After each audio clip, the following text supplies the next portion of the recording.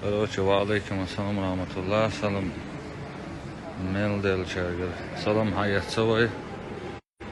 Ахшин магар хар мажд мичхдушин хошту.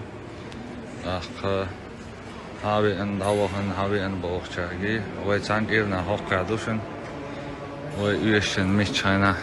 Вай цнагасан. Охдолчанна. Хокка, иренчо. Связи делчан, наде доордухой, жимлукчи.